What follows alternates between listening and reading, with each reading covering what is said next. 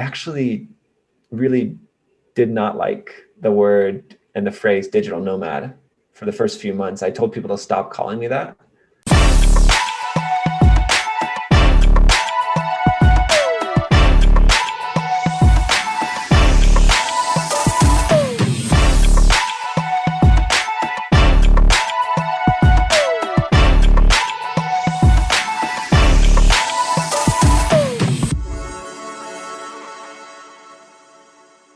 Hi, welcome back to my podcast, Meditate with Tsamara. The intention of this podcast is to share with you inspiring stories and practical tips that you can use in your daily life to increase your quality of life. And I'm so happy, grateful, and excited to be talking to and inviting my friend from my yoga teacher training that we did together earlier in 2019. He is Dawson Botsford, and we're going to talk about how to be happier with a minimalism mindset. And I believe this is so important, and it's so hard for me to grasp because I'm not living that lifestyle yet, but I'd love to learn more about it from Dawson. Introducing Dawson. Dawson is a software engineer and minimalist living in the high mountains of Colorado. He previously worked at some of the world's best tech startups, pulling late nights and early mornings daily. After seeing a few years pass by, he reconnected to his true passions of nature and travel. In 2018, he left the United States with only a carry-on bag and discovered the joy of owning less. But after following his real travel dreams, he discovered the toughest part of all. Happiness doesn't exist elsewhere. It was here all along. By removing the clutter in your life, you discover what's left: your patterns, habits, and routines.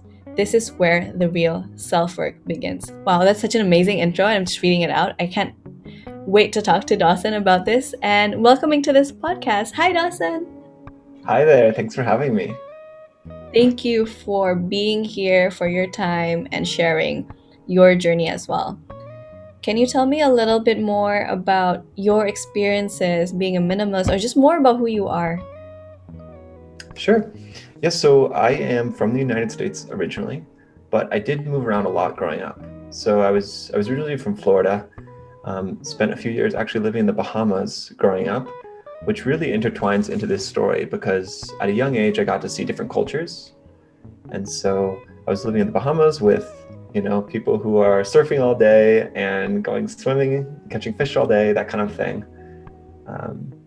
lounging around on the beach. But then also moving when I was 10 to Tennessee. And so in Tennessee, you have a very different culture than in the Bahamas. And getting to see this variety of cultures, I really realized that we get to choose where we spend our life and who we get to spend it around. And we should pick the cultures that make us happiest. So I'll intertwine more into that later. But I think growing up with that around me was really influential into the story we'll be telling today. Thank you for sharing. I didn't know that you grew up in the Bahamas. That sounds amazing. It was a really good time. Although at that age, it's just home. Yeah. It's nothing like you don't know that the rest of the world is kind of jealous of you. You're just a kid and living life. Yeah, that sounds amazing. And when we talk about minimalism, does it start really there in the Bahamas, or was there another turning point that led you into the lifestyle you're in right now? Yeah, that turning point didn't begin for me until I'd say I was around 14, 15. So my parents growing up for those years in Florida and the Bahamas, they were together, but my parents unfortunately divorced when I was pretty young.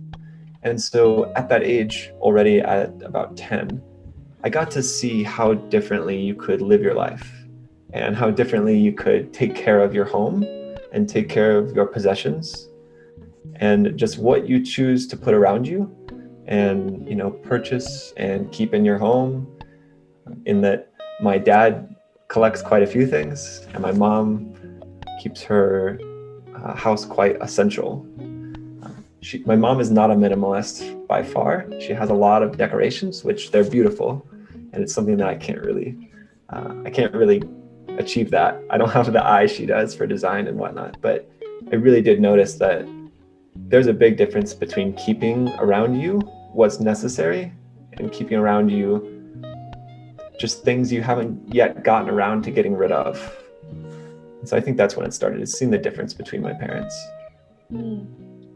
But can I also ask you to probably define what minimalist is, because maybe people have different understandings and conceptions. And thank you for sharing your story and your personal story earlier, because I can relate to that. My parents also were divorced fairly early on, and I feel the difference between the households and, observing all of that. But if we can come back to the minimalistic part, because I don't know if I'm thinking about the same thing of what minimalistic is. Sure. So thanks for sharing that, by the way. I didn't know we shared that same story. So I appreciate that. And we should talk about more how it affected you sometime. So minimalism, I'm sure there's an official definition we could go look up, but what really matters is what it means to me and what it means to you, and how it's going to apply to the type of self-work we do here and this type of self-improvement you and I care about. So for me, minimalism is the joy of having less. It's about getting rid of everything you own that's not essential, and always being in that mindset as well of, do I have more than I need? Do I have things that are actually getting in the way of living the best life possible for me? And by getting rid of those things that are extra, you get back to the purity and the, like I said in the intro, the habits and routines that really are what life is about in the end anyways. It's the memories and the connection with other people. I love that. That helps me understand so much more, because initially I did have this preconception that minimalism is having the least amount of things possible in your life, but you do add that joy, like the one that you care about. You're keeping the things that you're caring about. And I can imagine that means different for different people. Do you think so, Dawson? I do. It means things for different people, and it also means different things for the same people at different parts in their lives. So it's perfect to mention this right now, because in my background, you can see I have a pair of skis on my left and a pair of skis on my right. And if you're paying attention a lot, you'd say, why does he need two pairs of skis? He's a minimalist. Well, the thing about minimalism to me is that you learn to really appreciate and use everything you have. And so in this example, these two skis are for different reasons. One is for going to the resort, and one is for when I work out and do my own things in the backcountry. So they're for very different reasons. And so that's what minimalism can mean for different people. And also there's periods in life, even as a minimalist, where there might be outside forces where you can't always have just a carry-on backpack. Right now I'm sitting at a desk that I now have a desk, and there's a camera and a microphone and a light. And before I had zero furniture when you and I first met, actually. But that's okay, because different times in life call for different things. Yeah, and thank you for bringing that up as well. Because when I met you, I think that was the first time I met someone who was really embodying the minimalistic lifestyle. As you said, you had zero furniture, because is that the time of your life that you were nomading, or can you tell us a little bit more about that life story and journey? Yeah. Sure. Yeah, I should define nomading as well, because that's a really important part of this story. So as we mentioned in the intro, I used to live in San Francisco, and I really worked myself too hard when I was living there. I really thought that I could earn and achieve this kind of happiness and wealth, I guess, through just these long hours. And eventually I realized that that wasn't really the route for me. It was maybe the route for some of my friends. But for me, what I was really desiring is, again, these other cultures I mentioned, and also to see and explore brand new cultures, like in Bali, for instance. I had visited there on vacation, and I knew I wanted to get to know that culture more and experience new things. So this is where we get into the next vocabulary word of the podcast, which is nomading. So nomading is when you are choosing to be someone who does not have a home. And I say it that way, it's not the same as homeless. It is that you are constantly moving. And so it's this idea that maybe happiness exists within getting to see the different places instead of staying in one. And so when you and I first met, I was nomading for 1 year, for more than 1 year, which means for 1 year I didn't have pots or pans or spices. I didn't have rent. I didn't have a car or car insurance. I had a cell phone bill, and I think that was about it. And so this is also a type of, when you extend minimalism now to your choices in life and the way you spend your time, that's how nomading got started. So I'm not sure if I answered your question in full. I think I was almost there.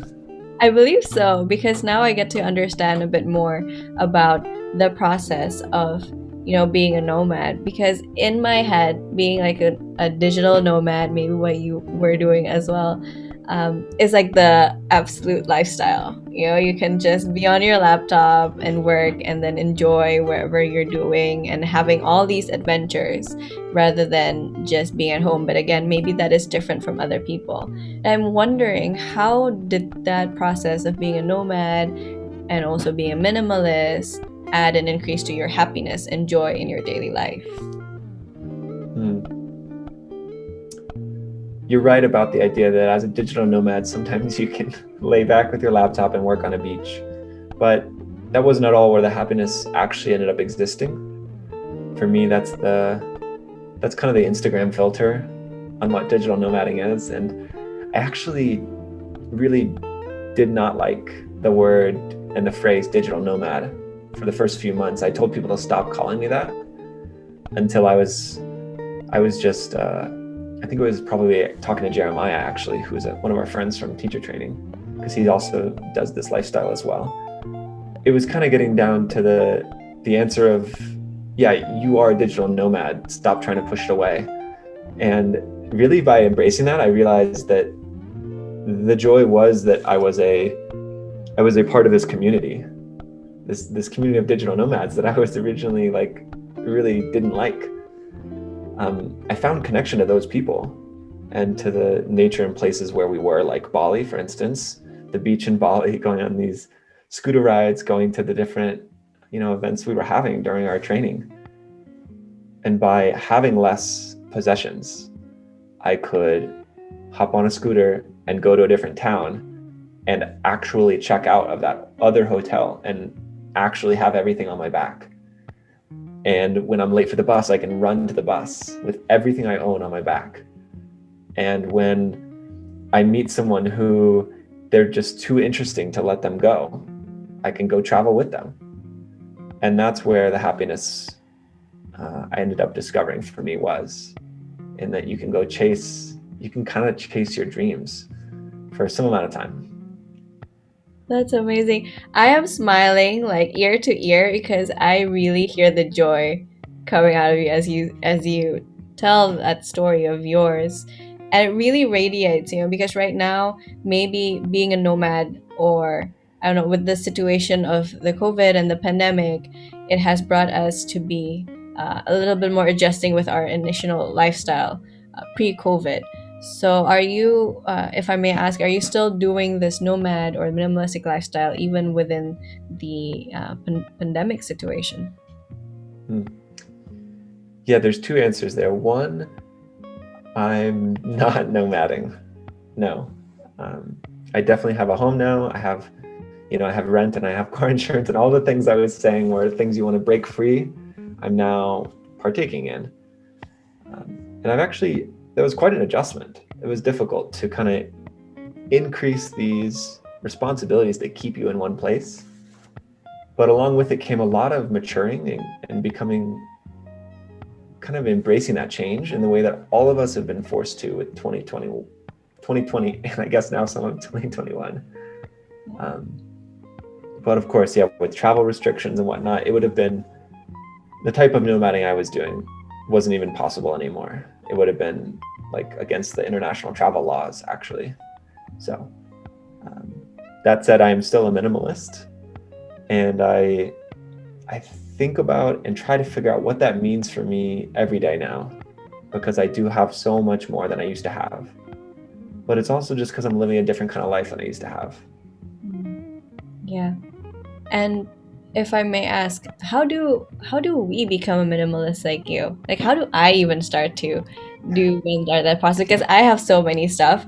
Just to give you a description, like I'm in a room which is my old brother's room, and this is usually a makeup room. Like I have a room for makeup that's a bit turned into just the working room, and then there's just so many different lipsticks laying around. Like the different colors, and for maybe I'm gonna use that, and I have like it's just a mess. I don't even know where to start. Dawson, what should I do? Oh wow. I've never cleaned out lipstick before. I'm not sure with lipstick, but I do have some ideas that you might be able to start with. So there's actually a lot of different ways to start having less, and they're all quite different. So one of these, we kind of go from slow and steady to all of a sudden at once. These are your options. And most of you will already know, listening, which kind of person you are. So if you're the kind of person when you wanted to get in shape or when you wanted to start mindfulness, did you consider it for a while and start slow? Or did you get addicted and try to do everything at once and maybe get burnout for a while and come back to it? Or did you get addicted and stick with it? So I'll start with the slow approach in the way that I started with originally. So I read this book. I found this book. And the book is called The Joy of Less by Francine J. And in this book, she gives you the reasons why you should consider being a minimalist. So an important thing to start before you make any of these lifestyle changes is you need to believe in yourself and believe that the reasons for doing it are important enough. Just like with any self-change, if you're going to be self-motivated, you need to decide that it's something you do want to follow through with. It's worth your time. I think it's worth your time. You need to decide that if it's worth your time though. Because once you invest this time, it'll actually save you time to have less. So there's the slow method. This would be get rid of one thing per day.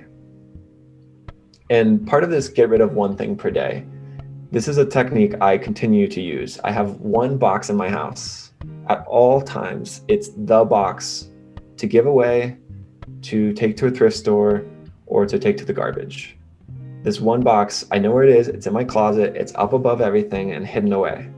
But that's where everything goes. And that is already such a big starting point because now you have a place. Whenever you see something that you're like, I should probably get rid of that, or I don't really need that, that's where you take that thing. So go put it in that box. So this is the slow approach, one thing per day.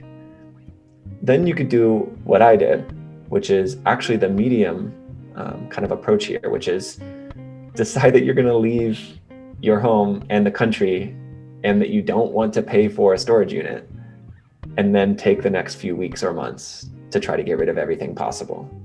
This one, although fun, is really pretty difficult, and you might have like a personality crisis because you're suddenly getting rid of everything you care about and everything you've known with almost no like fallback. Unless you live near family or you're going to send a box home, you really have to go pretty extreme in this method. And so if anyone is about to start traveling the world, this is the way I would say you should do it. Clean out everything so you're not paying for a storage unit, or if you're paying for rent or anything like that, you want to have less, not have 35 boxes over at your friend's house in their closet. And then the fastest method, which is actually something you guys can go watch and learn about, is if you go to Netflix and watch about Marie Kondo. So Marie Kondo is a Japanese organization consultant, and she takes this really extreme clean out approach where you take everything in the room out of the room, you put into a pile, and then each and every single thing you pick up, you hold it and hug it, and you say, does this bring me joy? And only if it brings you joy can you keep it. And with this method now, the default is to say, no, it doesn't bring me much or any joy. So you have to actually say, yes, this brings me joy in order to keep it. And then at that point, you move it back into the room originally and organize.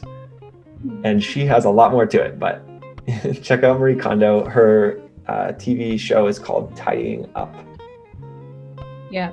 Thank you for that resource. It really has helped me. I did Marie Kondo method by first buying the book. I was reading it, and she has very clear-cut ways on how to do it, right?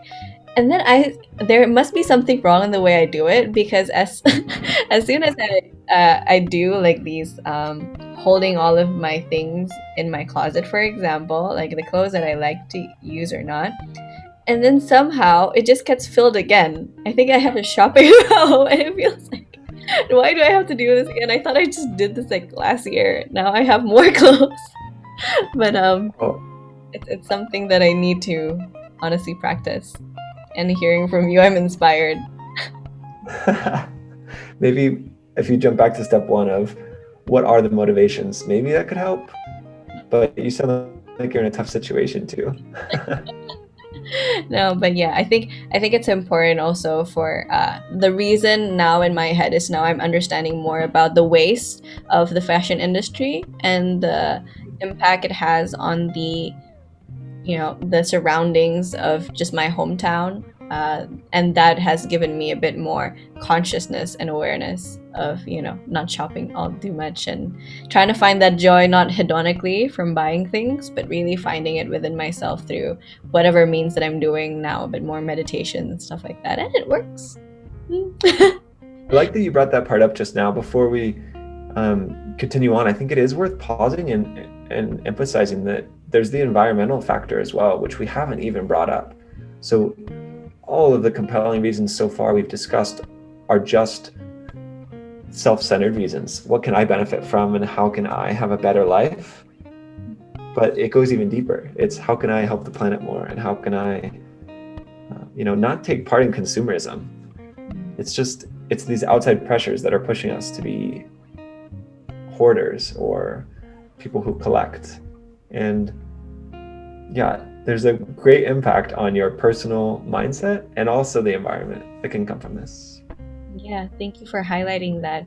I definitely agree, because as long as we are aware of what we're doing, I think it just really helps to make the better decisions, whatever that goal is. I think that's the main learning for me and how I make my decisions moving forward. And I do have a question.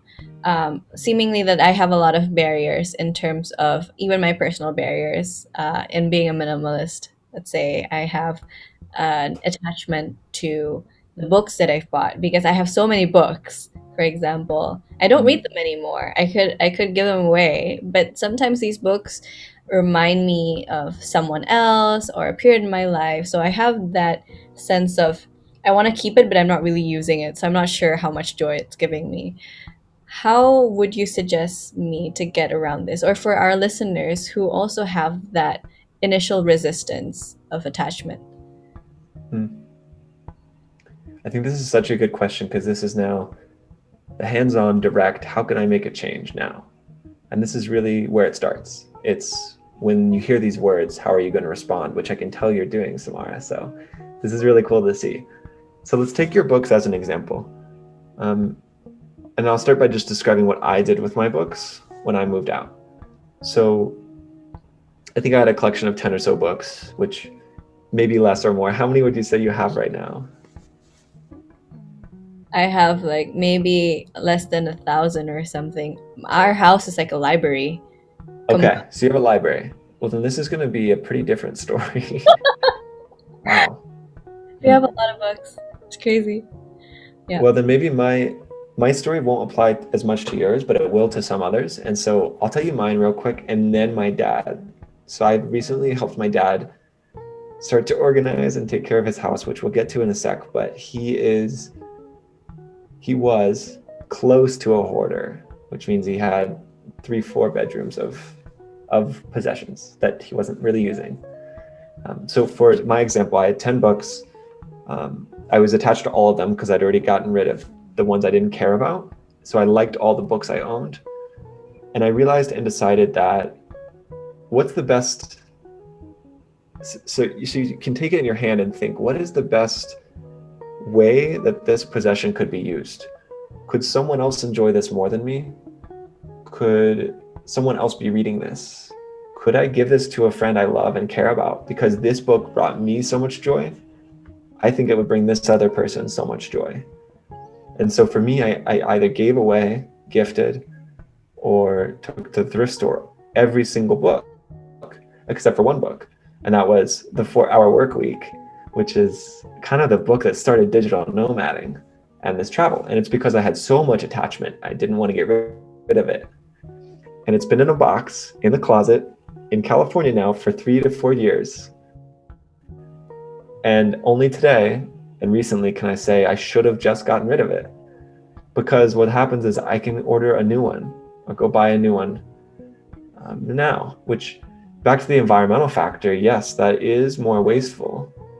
But during that time, it was actually used by someone else. Assuming you took it through a thrift store or you gave it to a friend, it's not that you're wasting a book. It's that you're letting that book get used for the next 3 to 4 years while you're moving around, or it's in a box or something. And so in my example, and for the listeners who have less than 1,000 books, this is a really nice approach, because you're giving things to the people you love and to strangers. And I want to hit real quick on what it was like for my dad. So we recently had some family situations where we had to move out a lot of stuff from my dad's house. And that is a massive task. Like I said, 4 bedrooms or so. And we basically just applied the Marie Kondo ideas of, does this bring me joy? And when you have that much stuff, it's not about all these things bring you joy. It's that you got to this point because you were holding on to things too much. You got to this point because you had maybe something else that was off in life. And you thought that by holding on to possessions, that would somehow solve the other issues in life. And so with my dad, we really had an important time of connection and talking through this and understanding that holding on to this stuff doesn't bring him more joy. And he really reached the point where he realized the more things he has, the less mobility he has to go do the things he loves. Like, the longer it takes to go grab the books he actually loves, when he has to walk through a hallway of boxes and he might trip on one and something might fall and hurt your foot, or something that happened to me while I was helping him clean it out. And so you just get to this point where you realize more and more that more doesn't add. Having more actually takes from the things you care about with your time. Yeah. Thank you for sharing your story and your really, really beautiful practical tip. I do find the joy of giving books to other people, especially when I write handwritten notes, like, why do I think they would enjoy it? And that gives me joy and hear how they receive the book. So I will take time. I'm committing to myself. I will take time this week that I'm going to start doing this Marie Kondo method and see how it goes for me, and I'll update back to you. So it's just like, I don't want to be just informed and inspired, but I really want to take action, because I really believe what you are saying is really good. So thank you for sharing your experience with us. Thanks for being open to that. Yeah. And for people who are now really inspired, like me, what action can they take so they can be more joyful and happy? I think one action to take is to immediately apply one of the things we talked about. Don't say that you're going to do it in a week or two. It will add value to your life right away. And the little joy you get from having a little bit less is what continues. And eventually this is like an avalanche, in that when you start to get rid of things, you realize, wow, my room is bigger than I thought it was. And wow, there was this thing back here that I loved, and I didn't even know that it was there, because it got covered by the things you didn't care about. And so you learn to appreciate things more if you just get started on one of the methods we talked about, either the Marie Kondo, getting rid of one thing a day, or planning a big trip, or moving out of a house into a smaller house and just deciding that you don't need as much. So either one of the 3 methods, if you're if the Marie Kondo method sounds exciting to you, I would say start with her book or her Netflix show. I genuinely appreciate all that you have been helping us with in terms of making us more joyful and happier in our lives. It's really, really beautiful. And I have been like asking you so many questions. And I'll give you like a little space if you want to ask me a question. So I'm not just interviewing you and we're like having a conversation as friends, like we were in Bali. Or like of course now on Zoom, but still. Yeah. I do. I've definitely thought of this one for now a couple months since I heard that you downsized or that you were in a smaller house during your quarantining. So I wanted to understand and give you credit because in this so far, you really not given yourself credit for how many books you have, but you clearly had some amount of downsizing and you've thought about having less at some point here, or you wouldn't have wanted to foster these ideas together. And so I want to understand from you, what experience do you have with having less? And what was this quarantine experience like for you with, being in a smaller place like you've told me about? Thank you for your question, Dawson. So, for me, having less and being in a smaller space actually goes back to my time in the Netherlands. I was staying there in Amsterdam for a year for my master's studies. And what it meant was that I was only carrying like one suitcase from Indonesia there. And of course, I bought a bit more clothes for winter because I didn't have them in Indonesia. And coming back from Amsterdam, I had to leave a lot of boxes that I didn't use, of stuff that I didn't use anymore, which is appliances, in the thought that I would come back to find a job or to get a job and actually work. But with the pandemic situation, that didn't turn out as expected. And now I'm fully back here in Jakarta. And how it translates to me for having less is that I only have literally like a suitcase of, I don't know, let's say 20 tops or clothes in general, not tops, sorry, that I use for the past 6 months. And that's the minimalism for me because I thought I was just in Indonesia for a holiday and then I'm going to come back with all my stuff there in Amsterdam. So, and then I realized I don't really need to wear a lot of clothes. And I think that's also because I'm just at home all the time. And I wear all whites for my podcast, for my teachings, and I wear all the same yoga clothes for my teaching class. And I feel like I don't really need to buy more. And I'm happy and in terms of I don't have to think about what to wear. And that saves us a lot of space in the morning to just like do the things that's important. This clothes I'm going to wear is the clothes that I'm going to wear and I feel good in it. And then when it doesn't feel good, I'm just going to donate it to a recycling clothes line. So that has helped me understand more about or actually experience how minimalism can add joy and space into my life. Such a good response for that. I didn't realize that you were doing the Nomad thing right now in a way. You're doing the one bag, the travel and Nomad thing is exactly what kind of push both of us, it sounds like, to have less. Because you realize while you're moving around, you don't need it as much. And I wanted to comment real quick on what you were saying with wearing the whites and wearing your yoga clothing, in that for me, I have less, but I love the things I have more. So I don't have any shorts that I don't like. I don't have any pants. When I look at them, I'm like, I guess I should wear that in a couple days. Like, I should wear it since I have it. If you have those emotions with anything in your life that's a possession, consider if you don't need it at all. And the gift that keeps on giving about this is that when you apply that to then friends and energy drains in your life and the ways you spend your time, does an extra 30 minutes of scrolling actually add to your happiness or not? To me, that's where minimalism has really gone on to do more and more, which we can chat about another time. That's actually a movement called essentialism. It's when you apply minimalism to everything. And that's something I'm only getting started on, trying to understand. I'm so excited for your journey, going through more essentialism and see the breakthroughs and the joy that you will have. We'd love to catch up on that in the future. Thank you. Dawson, I love to talk to you. This has been very quick, I feel like. I'm just so engaged talking and listening to you and hearing your story and understanding your experience. But due to time, I think we have to kind of wrap up in a bit. And I would love to move on to the next segment, which is kind of a bit more light and fun because usually conversation in my podcast gets so deep and heavy.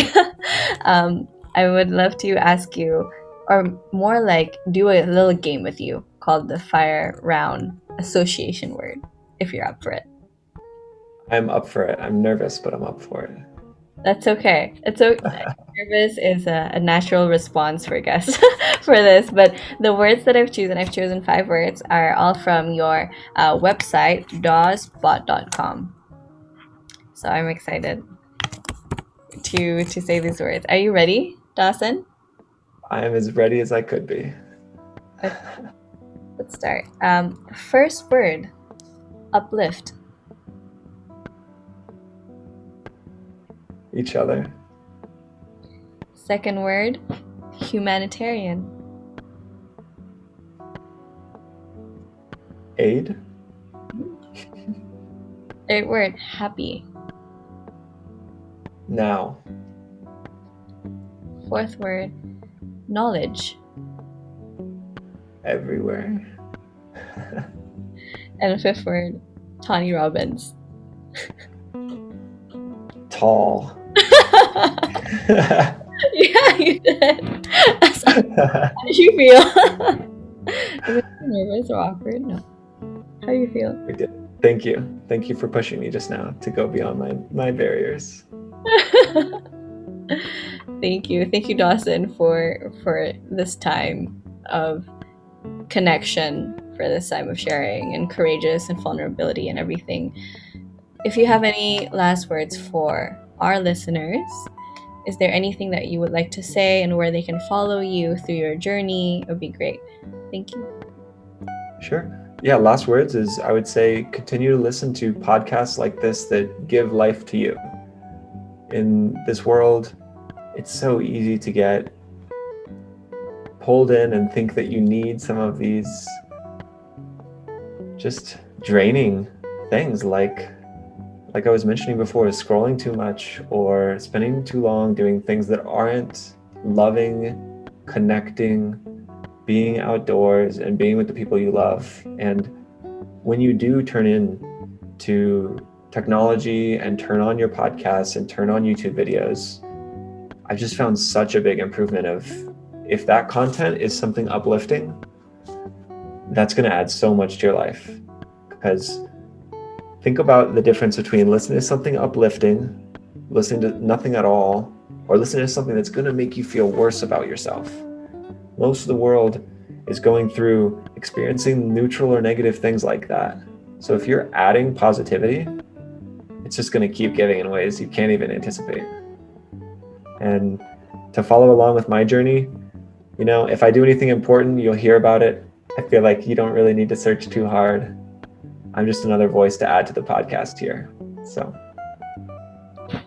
I really appreciate you, Dawson. I really, really do. I appreciate our friendship and our conversation and your time and energy and effort for this. I know it's hard to catch up, and I'm really, really happy that we are doing this right now. Thank you, Dawson. Of course, thank you for the time and the opportunity today. Thank you so much for our listeners. If you find that this conversation is useful for you, please, like what Dawson say, do one thing that you've heard here that is inspiring and you actually want to do and believe you have a good reason to do it. And if you believe that this podcast or episode conversation is useful, please take 10 seconds to share it to someone who you love so they may also experience the same joy and happiness through minimalism and other beautiful, happy things that you may find in this podcast. Thank you so much. Namaste.